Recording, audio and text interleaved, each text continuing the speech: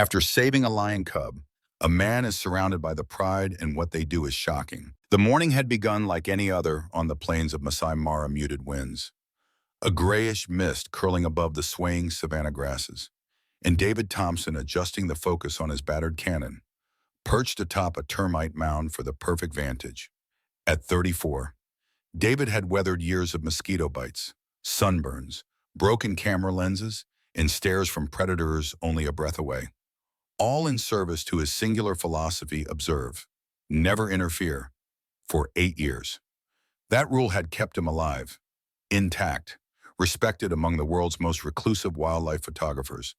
But more than that, it was a boundary, a fence between the man he had become and the boy he had once been. Because long before the cameras and acclaim, before the calluses on his hands and the stories on his breath, there had been a river, and in that river, a baby elephant, flailing against the current, eyes wide with fear as its family stood helpless on the opposite bank. David had been 16 then, on his first conservation internship. No one acted, and neither did he. By the time the team arrived, the baby had disappeared beneath the brown churning water, drowned, just like the guilt that had taken root in David's chest, and never left. He hadn't saved it. Worse, he had watched, and in every drop of water, every drowning raindrop or rushing stream, that memory still lived. That morning in the Mara, the air shifted, a gust swept across the open plain, and clouds began to clot in the sky. Rain had been predicted, nothing dramatic, just the wet rhythm of the season. But David, camera raised to frame a lioness grooming her cub, suddenly felt a chill claw up his spine. A sound, muffled, almost imperceptible, broke through the rustle of wind and grass. A splash, then a cry. Not from a bird, not from any animal he'd grown to recognize by sound. It was shrill, new, panicked. His eyes jerked away from the camera, scanning the bank of the Mara River that curved just a few hundred feet to his right. That's when he saw it. A tiny lion cub, barely a few months old, had slipped from the muddy slope and was now being battered by the river's current. Its small limbs flailed uselessly. Each time it managed to lift its nose above water, another surge dragged it back under. Without thinking, without planning. David dropped his camera. It hit the ground with a thud. He stripped his vest mid-sprint, boots thudding into wet earth. That old voice screamed at him, observe, never interfere. But it was too late. He was already in the water. The Mara was colder than he remembered. A memory surged, another current, another drowning. But this time, he kicked harder. He dove against the pull of the river, arms cutting through sediment-heavy water, until finally, fingertips brushed fur. The cub thrashed once in his grip, and then went limp. David hauled its tiny body to his chest and kicked, hard, one-armed, trying to get them both to shore. A branch floating just below the surface struck him hard on the shoulder. Pain lanced through his left arm, and he nearly lost his hold. Then his hand slipped. Catching on a submerged root, he used it, braced, swung his weight. His right hand screamed as something popped in his wrist, but they were out. Gasping, coughing, mud-slicked, David collapsed onto the bank, the cub against his chest, shivering but alive. He didn't see the eyes at first, but the silence was wrong, too heavy, not the kind born from relief, but from presence. He looked up. They stood like statues, 6 lions, 5 lionesses, and 1 massive male with a charcoal mane and amber eyes, their paws pressed into the mud just 30 feet away. They had seen everything. David's breathing turned ragged, his arm hung limp, his entire body screamed retreat, but his legs wouldn't move. The cub stirred in his arms, coughed weakly. Its tiny body trembled. David glanced at it, then back to the lions. They hadn't moved. He was too close, too vulnerable. He had entered their space, touched their blood, and now he would pay. But then, the lioness stepped forward. She was taller than he imagined, sleek muscle and sinew wrapped in golden fur. Eyes sharp but not cruel. She stopped 5 feet from him. David didn't breathe. The cub stirred again. The lioness lowered her head, not in aggression but slowly, deliberately. Her golden gaze locked with his. And in that instant, the world shrank to just the two of them. No roaring river, no rules, just an understanding carved in silence. She reached forward, nudging the cub with her nose. It let out a feeble mewl, wriggled in David's arms, and then he let go. The cub stumbled toward her, collapsing beneath her chest. She curled around it like the earth swallowing a seed, and still, her eyes never left his. David knelt, soaked and shaking. The lioness stared into his soul. It wasn't a warning, nor a debt, but something stranger, deeper, like she knew something about him even he had forgotten. Then she turned, walked away. The others followed, and David sat there, broken wrist cradled against his ribs, mud in his mouth, and a strange ache blooming in his chest that felt dangerously close to peace that night. He didn't sleep. Back in camp, wrapped in a bandage and silence, he lay awake, not from pain, but from what he had seen, or rather what he had felt. That gaze, that depth, it hadn't left him. He closed his eyes, and it was there. When he blinked, it waited, like a question that hadn't been asked yet. Days passed, then weeks. David returned to Nairobi, but the wild had followed him. One afternoon, his phone buzzed. It was Dr. Alina Mwamba, a wildlife biologist monitoring predator movement via drone and GPS. She sounded breathless. "David, do you remember the lion pride near the Mara Bend, of course?" He answered. Why a pause? "We've reviewed data. There's been a change in the pride structure. One lioness, she's gone. Gone pushed out. The hierarchy shifted. It happened about 10 days after your incident." David's mouth went dry. "You think it was because of me?" "We can't be sure, but sometimes if a mother loses status," she stopped. "Intervention, even with good intentions, can have ripple effects, sometimes fatal ones." That night, David stared at the ceiling until dawn. Had he saved one and doomed another? Could one act of compassion cost a life? The doubt burrowed deep. Until a month later, another video, this one sent by a young researcher stationed at the river. A field jeep had flipped during a storm. One scientist had been thrown free, injured and bleeding on the bank. Rescue hadn't arrived. Crocodiles circled. But when help finally came, the man was untouched. Footage showed why. The lions. That same pride, they had surrounded him, stood between him and the water's edge, motionless, guarding, and at the center her, the lioness, the one David had faced. She hadn't blinked, hadn't backed away, just stood there, shielding, watching. When David paused the video, the screen froze on her face. Her eyes, still speaking, still asking. That night, the dream returned. He was standing on the bank again. But this time, she stood alone, watching him, eyes full of something that felt like memory or prophecy. She opened her mouth to speak, but he woke up. Again, always before the words came, always before the meaning arrived, but it was building now, the feeling that there was something unfinished between them. Something bigger than cubs and rivers, bigger than one man's regret, and somewhere, in that unspoken silence between them, David knew the wild wasn't done with him yet. A year slipped him like dust and wind, but for David Thompson, every day in Nairobi felt borrowed. He had returned to the city with the intention of burying the experience along with the old photos he never looked at anymore. The swollen river, the drenched fur clinging to his arms, the unblinking gaze of the lioness, those things lived not in memory, but in marrow. Each time he blinked in the shower and water hit his face, it was as if the Mara called to him, not with words, but with that gaze, that final glance. It had followed him into every moment since. He had sold his camera gear, canceled all new contracts, spent 6 months living in a studio apartment with mold on the ceiling and the roar of traffic standing in for wild silence. Friends called him lost. Editors called him unreliable. He didn't argue, because something inside him was broken in a way he couldn't name. Until one night, lying on the cold floor after a nightmare that left his breath hitching and his sheets soaked, he rose, without a sound. He opened his laptop and typed one sentence into the search bar: animal behavior and interspecies communication. 3 weeks later, he was sitting in a lecture hall at the University of Nairobi, surrounded by young students who thought he was a visiting guest lecturer. He wasn't. He was just a man with unfinished business. The coursework was difficult at first, not because of the science. David had more field experience than most, but because it forced him to think differently, to connect dots not just through observation, but empathy. They studied species that had developed social cues beyond instinct. Wolves showing deference not through snarls, but through silence. Elephants mourning not only their own dead, but sometimes those of other species.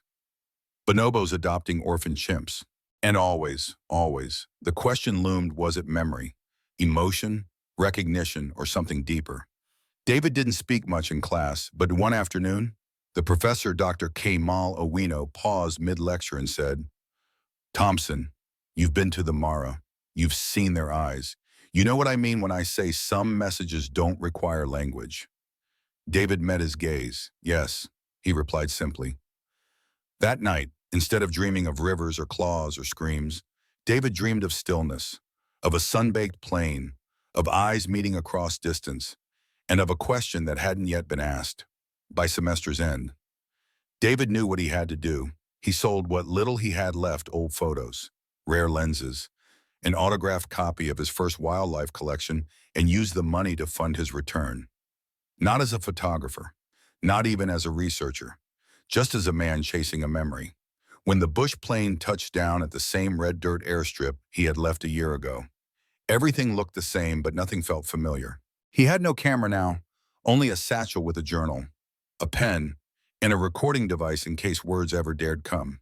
He hired a tracker named Mosi, a tall, silent man whose eyes scanned the horizon the way others read books. David simply said, "I need to find a pride. Not just any pride, one with a scarred lioness and a young cub." Mosi didn't ask why. He just nodded. For 4 days they drove, camped, and waited.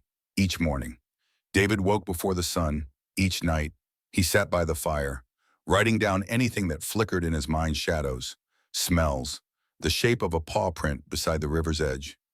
On the 5th day, Mosi held up a hand as they crested a ridge. Below them, sprawled beneath an acacia tree, was a pride of lions, 6 of them, including one lioness whose flank bore a deep scar just above her rear haunch. David's heart stopped. "That's her," he whispered. "That's her." They watched from a distance. No cameras, no sound, just breath and silence. The cub, now older, wrestled with a sibling. The lioness lounged but never slept, her eyes always scanning. And then, just as David thought they would drive away, she looked up, looked straight at him, as if she had known he was coming, as if she'd been waiting. David descended the hill alone. Mosi stayed with the vehicle, his hand on the ignition. "You don't need to get closer," he had warned.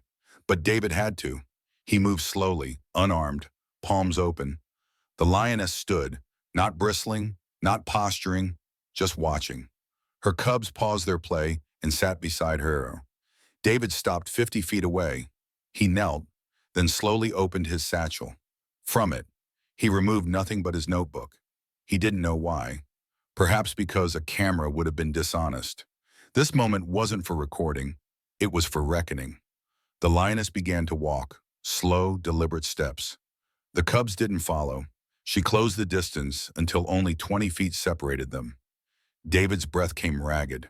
She stood tall, and for one impossible second, their eyes met again just like they had by the river. But this time, there was no fear, no wet fur, no churning current, just heat and dust and memory. She lowered her head slightly, not submissive, but acknowledging. Then she let out a deep, rumbling exhale and turned back to her cubs. David remained kneeling, heart hammering, tears he hadn't expected slipping down his cheeks. That night, under a sky stabbed with stars, David wrote the only words he could. She remembered, and I did too. The following days unfolded like a strange, sacred routine. David would return to the ridge, watch the pride, write in his notebook. No photos, no posts, just presence. The lioness whom he had once called the mother became something more. She wasn't just a guardian, she was a bridge, a being that defied every boundary he had believed in.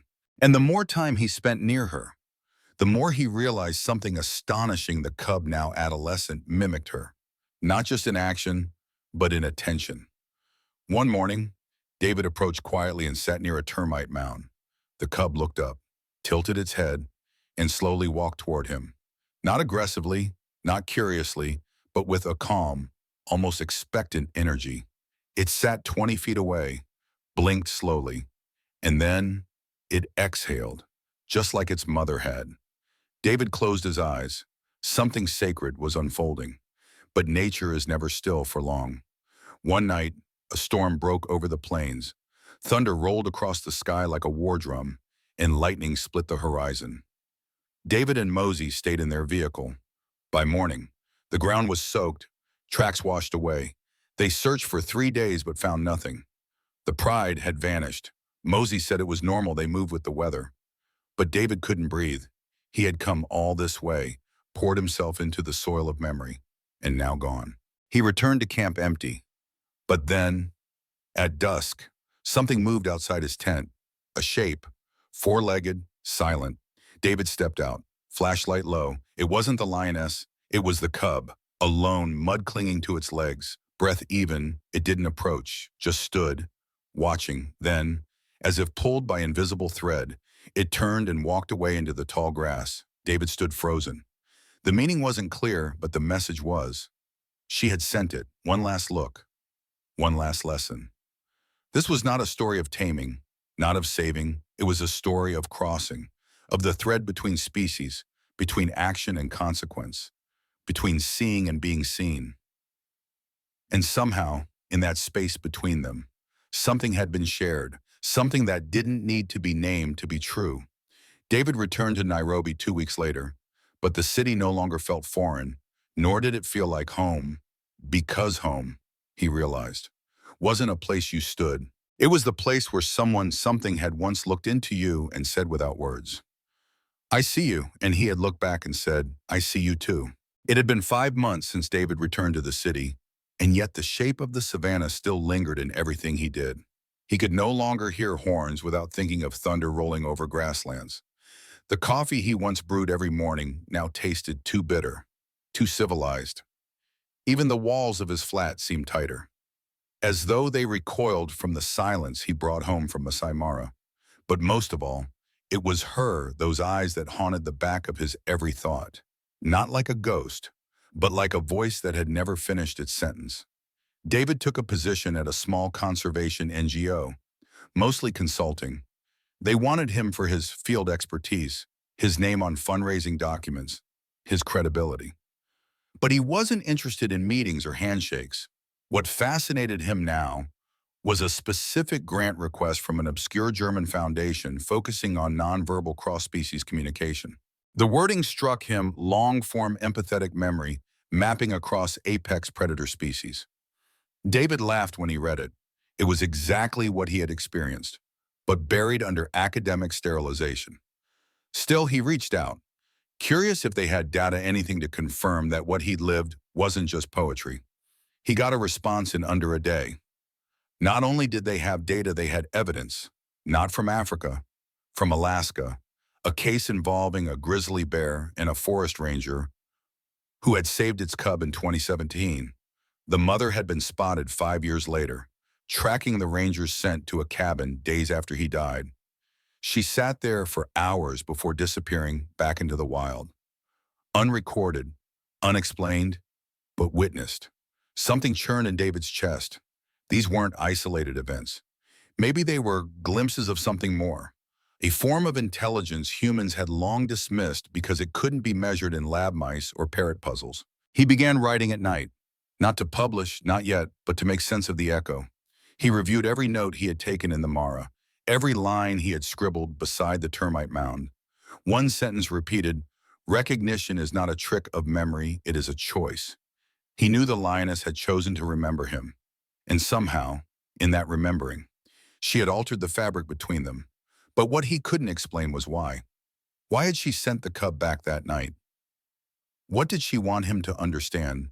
And more disturbingly, why did he still feel watched? It began with dreams again, but this time, they weren't replaying memories.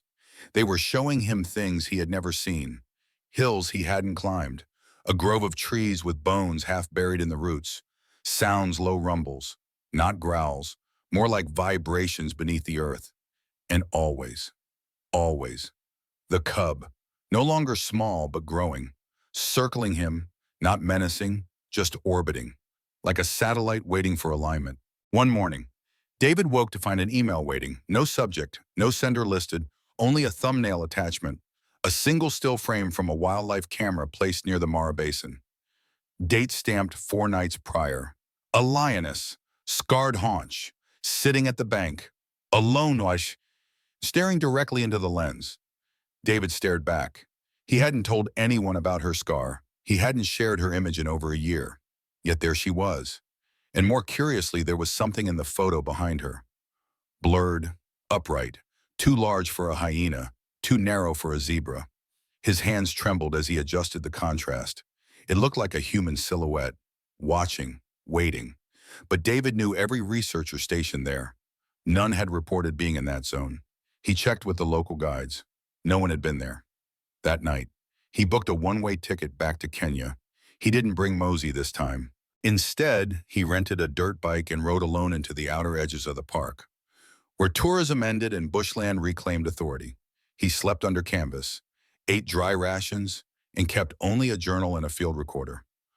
On the fourth evening, as the sun bled into the horizon, he heard it. Not a roar, not even a growl, a hum, like low thunder. But inside the earth, he stepped from his tent. The sky was clear, no clouds, no wind. The grass stood still, as if holding breath, then movement at the edge of his firelight. A shape, not approaching, just there. A presence, David whispered. Is it you? Nothing answered, but he felt something shift in his chest, like a rope being tugged. He didn't sleep that night, only watched, and by dawn, the shape was gone. But paw prints remained, fresh, four-toed, heavy, and not alone. Next to them, bare feet, human, adult-sized, heading in the same direction. David followed the tracks, moving cautiously, binoculars slung over his neck. For hours, he trailed them across the dry riverbed, past scorched tree trunks, until they ended at a collapsed hide, a former observation station once used by a BBC documentary crew, now reduced to rotting timbers and vines. He stepped inside and froze. There were carvings on the wall, fresh, not initials, symbols. A swirl pattern repeated 6 times in a circle. In the center, 2 dots, side by side. And below it, scratched deeper than the rest, she remembers. Do you... His throat tightened. Someone had been here. Someone who knew. He backed out, heart pounding. Then, behind him, a rustle. He turned, nothing. But the air felt charged. He lifted his camera instinctively, then stopped. No, this moment was not for film. He lowered it. And then she appeared. Not charging, not stalking, just walking, slowly. The lioness, the same scar, the same eyes. But older now, her coat rougher, her pace slower. She stood 20 feet from him, exactly as she had a year ago. But this time, she didn't look at him. She looked past him. David turned. A boy stood there. Or a man. It was hard to say. Young, barefoot, eyes wild but calm. Not a ranger, not a tourist. His skin dark, his hair matted, his expression unreadable. He walked past David without a glance, straight to the lioness. She sat. He sat beside her. Not touching, just present, like equals.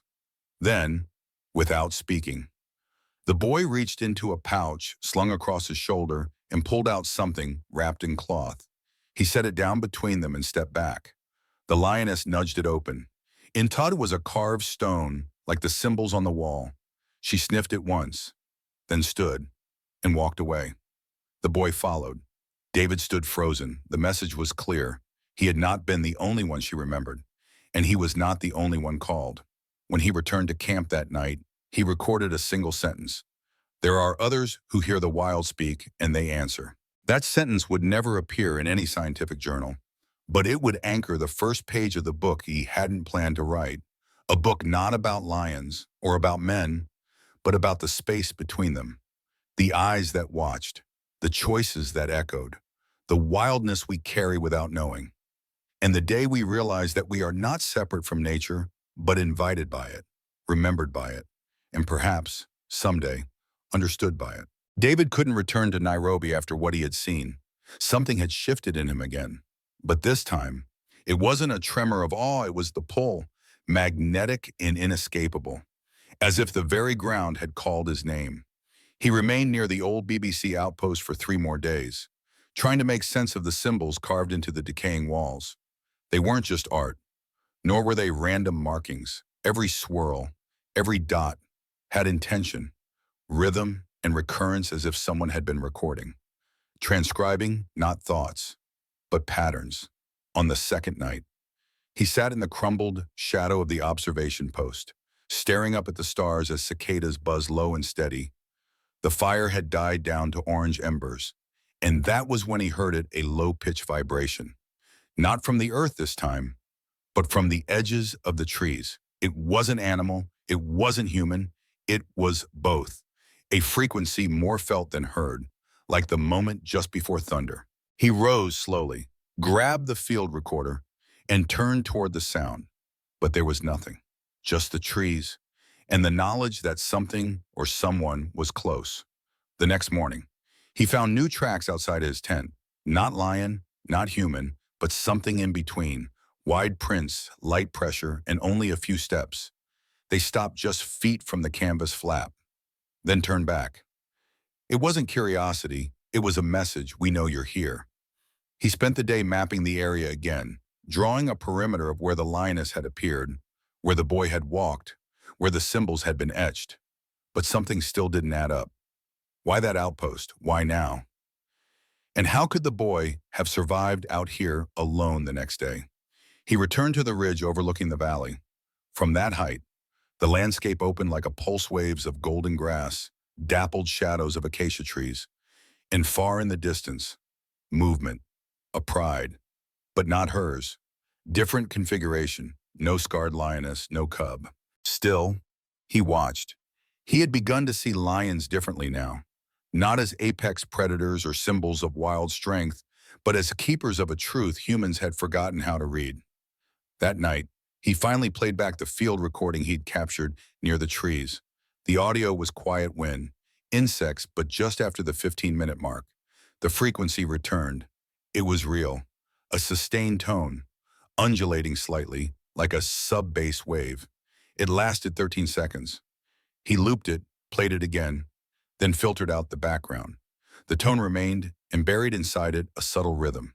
3 short pulses, a pause, then 2 longer ones. David froze. He didn't want to call it language. That would invite scrutiny, ridicule, dismissal.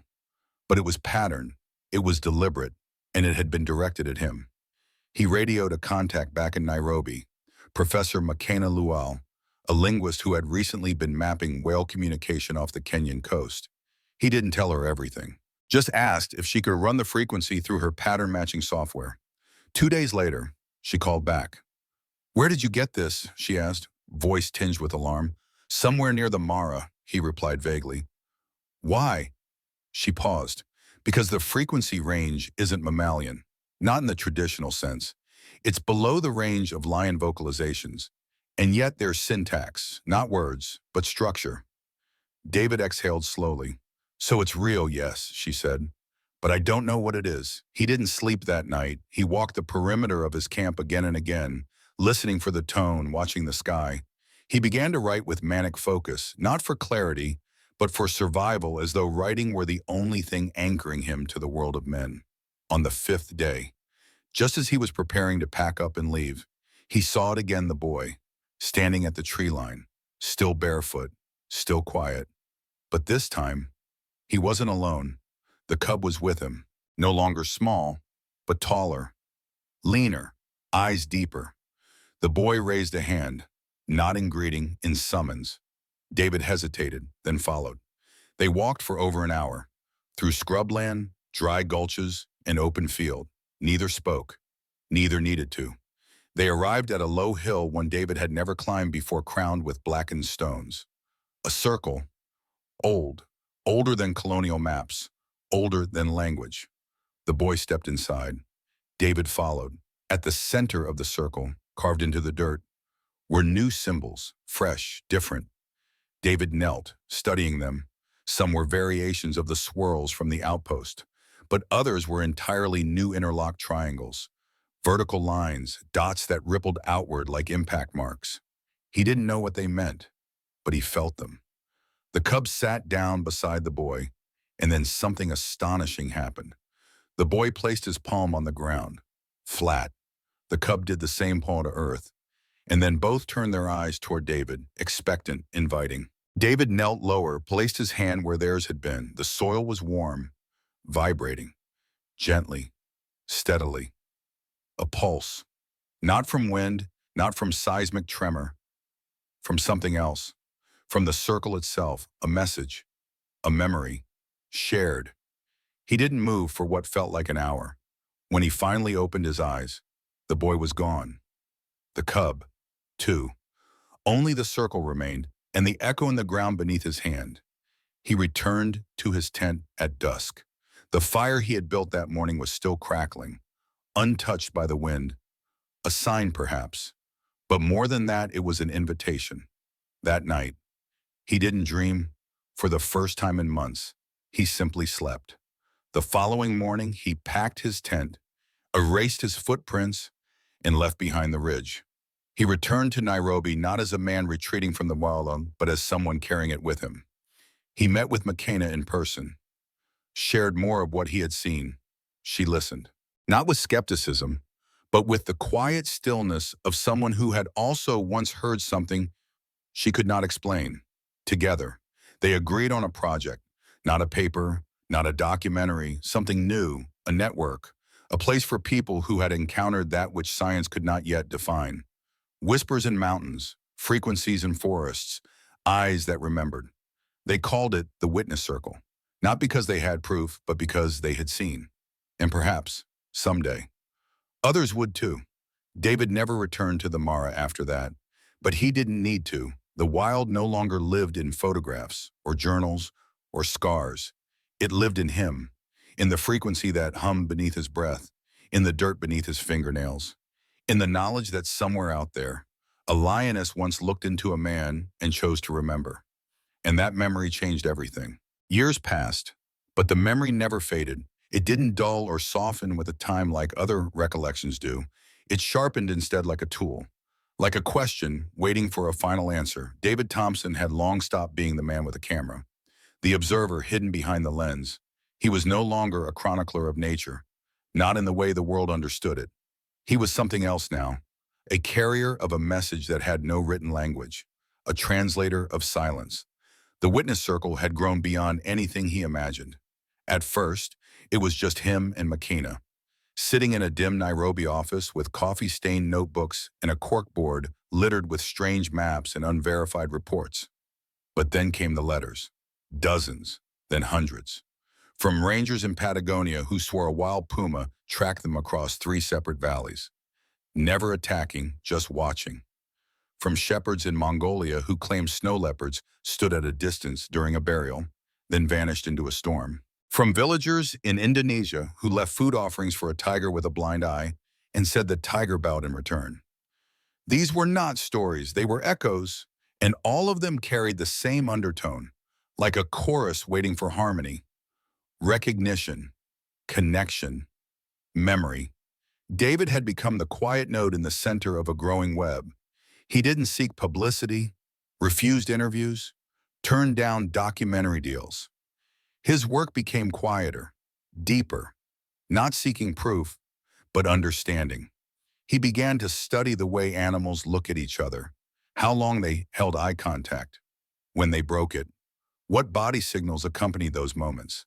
He collaborated with neurobiologists, ethologists, indigenous knowledge keepers. He learned to sit in stillness for hours, not waiting for action, but listening for resonance. The moment when 2 living beings stopped existing in parallel and instead touched the same frequency, if only for a breath. One cold July morning, David received a package, no return address. Inside was a single object, a stone, smooth and flat, with two dots carved in the center, just like the ones in the Mara, just like the symbol left in the boy's pouch. Beneath it, a note, typed, simple. It's time. He didn't hesitate. Within a week, he was on a flight to Kenya again. But this time, he didn't go to the Mara. The note had instructed otherwise. It said, find the place where earth trembles, but no wind blows, where lions sleep beneath stone.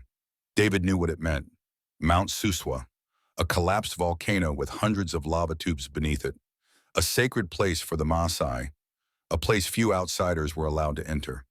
He reached out to an old friend, Joseph, a Maasai guide who had once helped him track elephants a decade ago. When David showed him the stone, Joseph grew quiet. He stared at the carving, then said, you need to speak to Naishe. She is the last who remembers. They rode together for hours through winding dirt roads until they reached a village perched near the rim of Suswa. There, an elderly woman sat weaving near a fire, her fingers calloused but graceful. Her eyes were pale with age but focused, sharper than any lens David had ever used. When Joseph showed her the stone, she didn't speak. She just nodded once. And then she rose. They followed her without question. Down into the mountain, into the caves where sunlight turned into shadows and the air grew cool and still. The descent took nearly an hour. Then, at the bottom, they entered a chamber unlike anything David had ever seen. Symbols lined the walls, spirals, lines, circles, echoes of what he had seen in the outpost and on the hillside. But these were older, far older. Naishe turned to him and spoke softly, her voice nearly a whisper. These are not messages. They are memories, left behind by those who walk between. David didn't understand. Between what he asked, between seeing and being seen. She answered. She gestured for him to sit. Then she placed the stone in the center of the chamber. Slowly, deliberately, she drew a line from the stone outward, connecting it to a larger spiral already etched into the floor. Then another, and another, connecting points, forming a pattern, a map, not of land, but of encounters. Moments when the veil had thinned and two minds, one human. One world had met with no fear, no need to dominate or submit, just recognition. Nash placed her hand over David's and said, you remember the lioness, but she remembers you too, and that memory must go somewhere. David felt a weight inside his chest lift, not like release, but like inheritance, as if the memory was not a burden, but a key. She leaned in and whispered, it's not about what she saw in you. It's about what you saw in yourself when she looked back. That's the message. Tears slipped down David's cheeks before he realized they were there, not from sadness, not even from joy, but from the terrible, beautiful truth that had always lived beneath the question, we are not separated. We never were. He spent the night in the caves, surrounded by the carved echoes of those who had come before.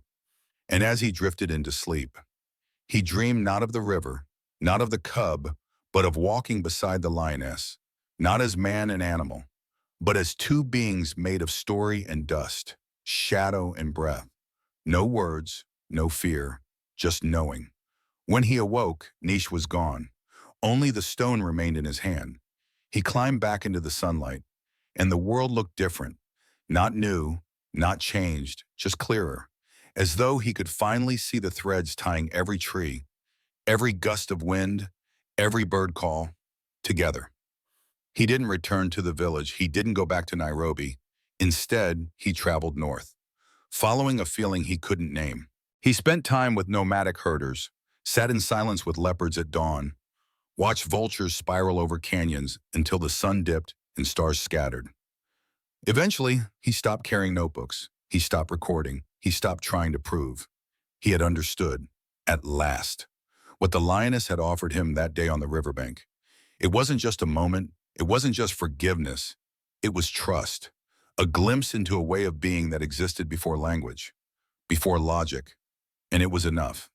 Years later, long after he had vanished from public view, a young woman hiking near Mount Suswa found a small, flat stone wedged between two roots.